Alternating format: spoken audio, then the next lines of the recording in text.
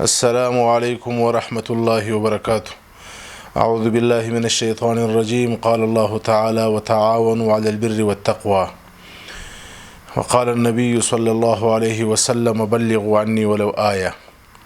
محترم ملګرو، دوه درخواست لرم ستاسو څخه، چونکه زموږ د بیاناتو د مسایلو سلسله روانه ده، روزانه وي ستاسو په حضور کې موږ وړاندې کوو مسائل او درس حدیث. اول درخواست دا دی چې قرآن کریم کې الله پاک فرمایي چې وتعاونوا على البر والتقوى، د نیکۍ په کار کې یو د بل سره تعاون او نصرت او کومک وکړي. او حدیث شریف کې راځي نبی اکرم صلی الله علیه وسلم امر کوي چې بلغوا عني ولو آیه، یو خبره چې تاسو د دین زده کړئ، یو مسله زده کړئ، یو آیت زده کړئ، دا تر بله ورسوي.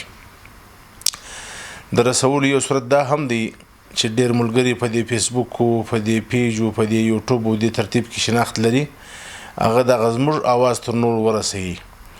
نو په هغه طریقه باندې چې په دې کې تاسو تعاون کولی شئ، د لایک او د نشر او د فالورز او د څه څه، زه سره ډېر اشنا نه یم، تاسو به ورسره پوهېږئ، دا تعاون وکړي.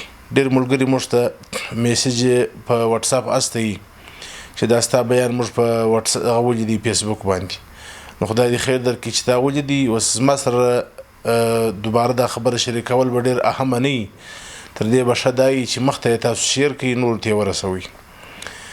او دوهم درخواست هغه دا دی چې زه چونکې یو عام د جومات امام ملا یم، مدرس ملا یم، موږ چې کله په واټساپ باندې پیج باندې یا په فیسبوک باندې خپل د واټساپ نمبر ورکړی دی، نو دا خالص د دې دپاره دی چې زموږ سره تاسې د دیني مسایلو د زده کړې دپاره رابطه ونیسئ، د یو چا مسله باید رابطه ونیسئ.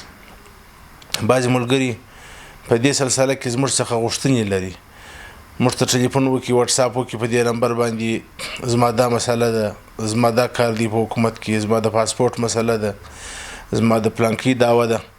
نو په دې یو شي کې زه معذرت غواړم، تاسې خفه کېږئ مه. دا نمبر باندې تاسې فقط او فقط د دیني مسایلو د حاصلولو، د زده کولو، یا که کوم زما څه کومه غلطي سوي د هغه د اصلاح کولو دپاره رابطه ونیسئ.